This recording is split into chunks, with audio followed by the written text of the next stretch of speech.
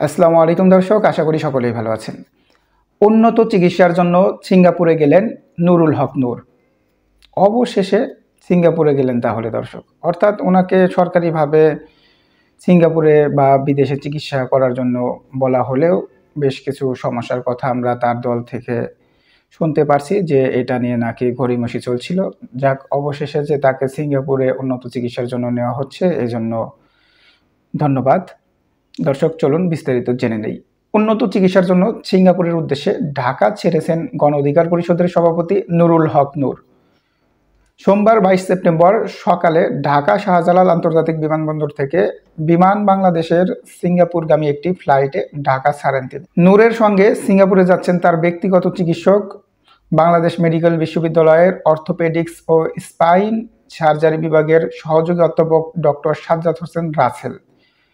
নুরুল হক নূর সিঙ্গাপুরের Mount Elizabeth হাসপাতালে চিকিৎসা নেবেন, অর্থাৎ ওনার সহকারী যে চিকিৎসক রয়েছে, ওনার বর্তমানে যে চিকিৎসা নিচ্ছেন সেই চিকিৎসকও তার সাথে যাচ্ছেন, আর ওনার চিকিৎসা সিঙ্গাপুরের মাউন্ট এলিজাবেথ হাসপাতালে নেওয়া হবে। দর্শক, দলের মুখপাত্র ফারুক হোসেন বলেন, নুরুল হক নূর দেশের বাইরে চিকিৎসা নিতে চায়নি, দেশের চিকিৎসা ব্যবস্থা আস্থা রেখেই চিকিৎসা নিয়েছেন।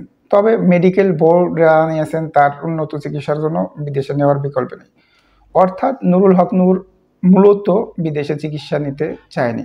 উনি যদি বাংলাদেশে সুস্থ হতো বা বাংলাদেশে যদি ওনার চিকিৎসা করে সুস্থ করা সম্ভব হতো, তাহলে তো উনি বাংলাদেশে চিকিৎসা নিতেন। আর যেহেতু তার ডাক্তাররা বলছে যে তার উন্নত চিকিৎসার জন্য বাইরে নিয়ে যাওয়ার কোনো বিকল্প নেই, তারপরেই তাকে সিঙ্গাপুরে নিয়ে চিকিৎসার জন্য ব্যবস্থা করা হয়েছে। দর্শক, প্রসঙ্গত, গত 29 আগস্ট রাতে বিজয়নগর জাতীয় পার্টি ও গণ অধিকার পরিষদের নেতাকর্মীদের মধ্যে সংঘর্ষ হয়। আইন শৃঙ্খলা বাহিনীর পরিস্থিতি নিয়ন্ত্রণে লাঠিচার্জ করেন গণ অধিকার পরিষদের সভাপতি নুরুল হক নূর। সাধারণ সম্পাদক রাশেদ খান সহ অন্তত 50 জন আহত হন। গুরুতর অবস্থায় নূরকে প্রথমে ইসলামী ব্যাংক হাসপাতালে নেওয়া হয়। পরবর্তী সময়ে চিকিৎসকদের পরামর্শে রাত 11টার দিকে তাকে ঢাকা মেডিকেল কলেজ হাসপাতালে ভর্তি করানো হয়। সেখানেও চিকিৎসা শেষে 17 দিন পর বাসায় ফেরেন নুরুল হক নূর।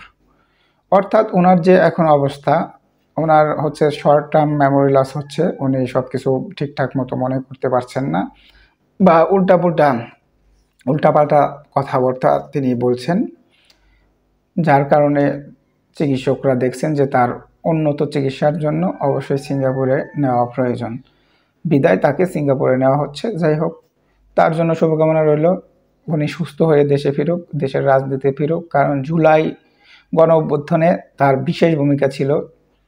সে স্বৈরাচারী শেখ হাসিনার দ্বারা অত্যাচারিত একজন ব্যক্তি ছিল, তাকে অনেক নিপীড়নের শিকার হতে হয়েছিল, এবং আবার পরবর্তীতে দেখা গেল যে জুলাই সৈনিক হিসাবেও বর্তমান সরকারের অধীনে থেকেও উনি সবথেকে বেশি লাঞ্ছনার শিকার হয়েছেন, উনি সবথেকে বেশি মার খেয়েছেন, যেটা অন্য কেউ খাননি। এখন কেন তাকে কি কারণে মারা হয়েছিল, কি মাস্টার প্ল্যান করে মারা হয়েছিল, এটার আসলে সঠিক তথ্য এখনো অবধি জানা যায়নি।